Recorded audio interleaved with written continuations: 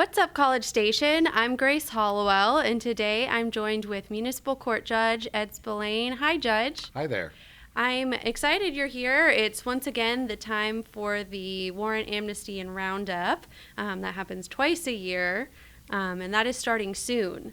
Right, just a week from today, Monday, October 16th, for 3 weeks, if a citizen thinks they have a warrant or knows they have a warrant, and they come to our court or any of the JP courts, we will not only waive the warrant fee if they take care of the case, but they most importantly won't be arrested. Let's kind of talk about why it's important or why somebody should pay attention to this. Most of our cases are tickets, and sometimes people think, well, if I get a citation, I just ignore it, or they put it in the glove compartment and forget about it. That'll just go away, and like a parking ticket, and they won't have to worry about it. But it's not like a bill you don't pay. It's actually a criminal case, and so if you don't come in and make a plea, then a warrant for your arrest goes out, and you can be arrested, which is a serious, even for a traffic ticket, that can be very serious. If you get arrested in Brazos County, your booking photo is immediately online. So you now have an online booking photo on the internet for anyone to discover. So we do our best. The last thing I want is for people to get arrested. So by working with you and getting the word out, we used to do it once a year. Now it's so popular we do it twice a year. We provide a warrant amnesty just to encourage people to come to court. And that brings up a good point with the parking tickets. A lot of people that live here in College Station don't live here year round, and where I'm from, a parking ticket is not a criminal offense. You just pay your fine, and if you don't pay it on time, you'll get a late fee, but you won't be arrested for it. But here it's different. Right. I mean, some like parking meter will put a hold on you renewing your license, but most traffic cases are criminal, and you'll have, if we do everything, we call your cell phone, we do everything we can to reach people, but if we don't, then our only recourse is to put the case in a warrant.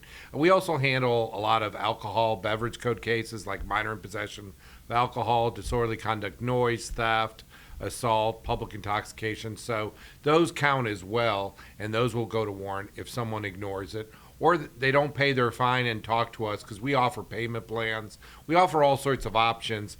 It's just the biggest mistake people can make is they don't come to court. So coming to court, if people don't know where it is, it's located right here in town, and you guys you have a YouTube channel as well as the website that provides all this information. Yeah, we have videos on how you can take care of a traffic case, how to take care of an alcohol beverage code case, how to, if you do take care of everything, to clear your record. So we provide all sorts of educational offerings that most people in our court, they represent themselves, and so they don't know the law, and we try to provide them the law on that. So we do everything we can. And sometimes people don't know what court their traffic ticket or their case is with. If they call our court at 979-764-3683, we'll direct them to the right court.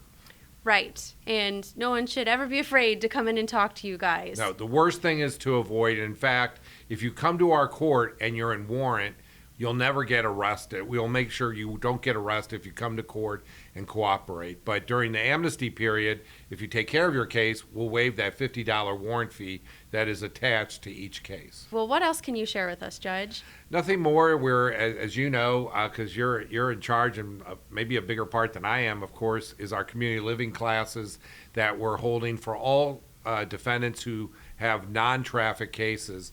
We have a community living class, and I know they don't go there voluntarily, but they, from the anonymous surveys that you give, they seem pretty pleased with the information they learn. We teach them how to clear their cases. They learn about city ordinances, about different things that we have in the city that they may not know about, and just various rules. They hear from the police, they can ask questions. So we do our best to educate, and our whole goal is to make sure people don't end up in a court again. That's the whole goal. And yes, to learn from your mistakes. Exactly. That's what we want.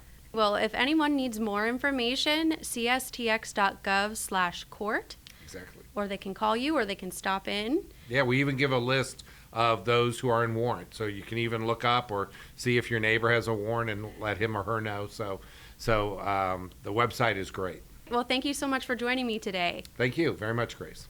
And that's what's up.